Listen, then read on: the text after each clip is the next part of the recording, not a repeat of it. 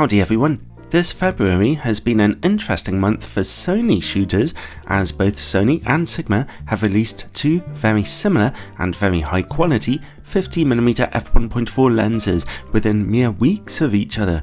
My testing for them actually overlapped. At one point I had both in my office to shoot with, so let's pit them up against each other right now. These lenses are both for Sony's mirrorless E-mount cameras, full frame or APS-C, although the Sigma lens also works on L-mount cameras. The Sigma lens is $850 the Sony lens considerably more, so that's obviously the first thing in Sigma's favour, a much lower price. When it comes to build quality, both lenses have essentially the same functionality, from weather sealing to very fast, accurate autofocus systems, which work at virtually the same speed as each other. Two aperture rings, which can be set from turning with clicks to turning smoothly for video work. They both have auto manual focus buttons. The Sony lens does have two customizable focus hold buttons though, whereas the Sigma lens has only one, so I guess that's one thing. Functionally, both lenses work essentially the same for both stills and video work. Their key build quality differences come in size and weight. The Sony lens is considerably smaller than the Sigma and about 150 grams lighter. That makes it quite manageable, whereas that Sigma lens is noticeably bulky and weighty. I will say this though, the build quality of the Sigma lens actually feels a little nicer than the Sony, a little tougher and less plasticky. It looks a bit cooler as well. Still, most people are interested in size and weight a bit more than that, so I think the Sony lens has a slight edge in build quality here. Let's take a look at image quality now though. Firstly, on a full frame camera, my 42MP Sony a7R III with in-camera corrections turned on. At f1.4 in the middle of your images, both lenses look razor sharp here with excellent contrast, although the Sigma lens displays just a tiny bit of colour fringing on contrasting edges, which you don't see with the Sony lens, although it really is minuscule and it goes away as soon as you stop down the lens's aperture just a little. Let's take a look in the image corners. Both lenses are still looking pretty wonderful here. I'd say that the Sony lens maybe has just a tiny edge in contrast, whereas the Sigma lens marginally edges ahead in terms of sharpness. Honestly, the differences are so minuscule that you could probably just put them down to sample variation or human error on my part. They both look spectacular. At f2 and f2.8, both lenses look a little brighter and punchier across their whole image frame. They both stay about this sharp down to f11.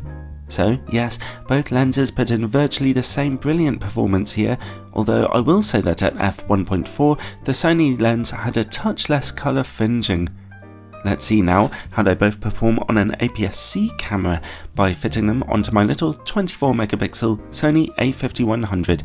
This time, the Sony lens has a more noticeable little edge over the Sigma lens in terms of contrast, but it's still only a very small difference. Both are still looking excellent here, and over in the corners, while both lenses do look a touch softer now, there's almost no difference to be seen. At f2 and especially f2.8, image quality looks absolutely perfect from corner to corner. Again, the lens stays nice and sharp down to about f11 or so.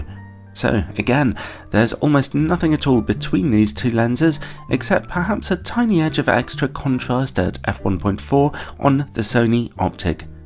Okay, let's turn off those in-camera corrections and take a look at vignetting and distortion. Here, the similarities continue. Both lenses exhibit very dark image corners at f1.4 and rather strong pincushion distortion, although that distortion is slightly more under control on the Sony lens. You have to stop both lenses down to about f5.6 to get those corners brightened up properly, so leave your in-camera corrections turned on, whichever lens you're using. Now let's take a look at close-up image quality. Both lenses get you similarly close to smaller subjects, and both lenses see softer images close up too, although the Sigma lens is definitely showing a better contrast here. Stop down to f2 and both lenses greatly improve, although the Sigma lens still has a bit of an edge. At f2.8, both lenses look razor sharp when shooting close up. Let's see how the lenses work against bright lights now. Here's another area where the Sigma lens carries a slight advantage, as the Sony lens displays a little more flaring when bright lights are in the image. Now, let's take a look at chroma levels and sun stars.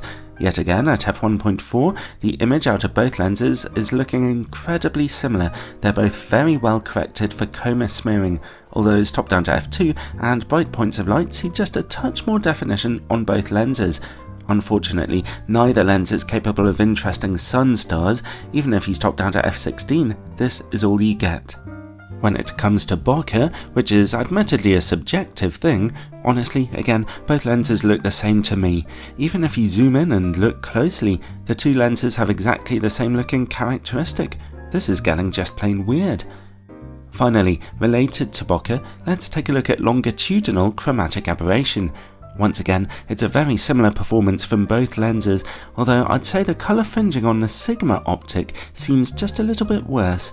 At f2, again, both images look very similar, but the Sony lens looks a touch cleaner, and at f2.8, it's virtually gone on both lenses. Well, I don't know what to say here. Looking at the results in the back of my mind, I feel convinced that Sony and Sigma must have somehow worked together on these two lenses. That would greatly surprise me though, as, to my knowledge, Sigma and Sony don't have a history of working together in that kind of way, although it's well known that Tamron make lenses for other companies. Their image quality is virtually the same, except for a small difference in distortion and in close-up image quality, and a slight difference in flaring. The two lenses even have virtually the same feature set and excellent autofocus systems. The key differences come in the smaller size and weight of the Sony lens, which admittedly makes a lovely difference, and the lower cost of the Sigma lens. Well, have fun making up your minds everyone, and enjoy the mystery.